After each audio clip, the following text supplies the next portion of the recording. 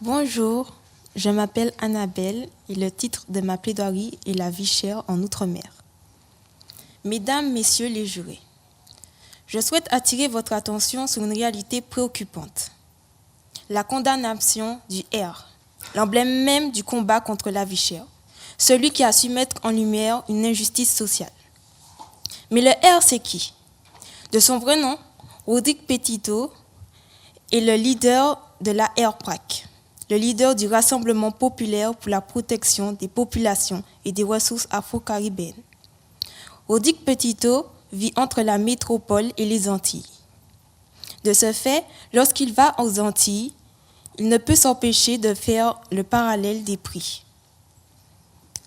Car comment se fait-il qu'un pack d'eau de 2 € en France fait 11 € aux Antilles?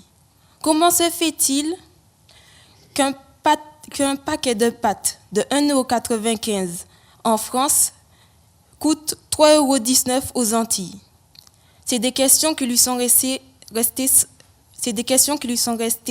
sans réponse et qui le révoltent. De ce désir d'agir est née la RPRAC. Mais la vie chère, c'est quoi? La vie chère signifie que les prix pratiqués sont souvent plus élevés que ceux que permet le salaire de travailleur lambda. Le Média Blast indique que la population n'a pas les moyens de se nourrir correctement et que le taux de chômage est bien plus élevé aux Antilles qu'en France, ainsi que le taux de travailleurs mal payés. Mais alors, pourquoi la vie chère aux Outre-mer? Eh bien, ce problème ne date pas d'aujourd'hui. Selon le journal Le Monde, il y a plusieurs raisons qui l'expliquent. Il y a la taxe douanière, aussi appelée l'octroi. Elle servait en pratique à protéger la production locale et à financer les collectivités. Mais aujourd'hui, elle renchérit beaucoup le coût de la vie. Les produits vendus en Martinique sont importés par bateau ou par avion. Or, le coût de transport des marchandises est élevé. Cela signifie qu'un produit qui part par bateau, par le Havre, à 10 € arrive en Martinique à 14 €. Il y a aussi le fait que la concurrence dans les grandes distributions est quasi inexistante. Ces distributeurs peuvent fixer leur prix et se faire une marge élevée. L'article du Monde met en plus ample évidence le coût de la vie chère aux Antilles, qui est entre 19% à 38% supérieur à celui de l'Hexagone. Cette situation a un impact sur les citoyens et notamment les familles. Il est important de noter que selon Blas, les Antillais ressentent un sentiment d'injustice. De plus, les témoignages mentionnés dans Blas soulignent l'importance de la RPRAC et de son leader.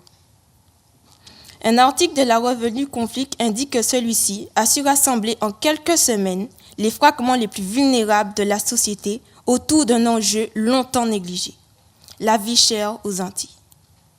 Vous avez bien entendu le mot négligé. Négligé comme l'est aux Antilles la Déclaration universelle des droits de l'homme, dont l'article 25.1 que toute personne a le droit à un niveau de vie suffisant pour assurer sa santé, son bien-être et celui de sa famille, ce qui n'est pas le cas en Outre-mer. Négligé. Oui, les Antilles ont été tellement négligées que leur leader face à la vie chère s'est senti contraint d'agir. De ce fait, le 12 novembre 2024, Rodrigue Petitto a tenté d'accéder à la maison du préfet afin de s'entretenir avec le ministre des Outre-mer. Pour cette raison, il a été poursuivi en justice.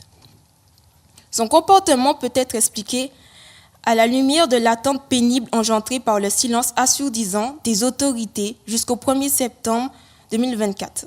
En effet, le 1er juillet 2024, Rodrigue Petitto et son équipe avaient adressé une injonction à la préfecture de la Martinique ainsi qu'aux acteurs de la grande distribution, leur fixant une date limite au 1er septembre pour fournir des réponses concrètes. En somme, pour ces actes, lors de son premier procès, il a été condamné à 1 an de prison avec sursis.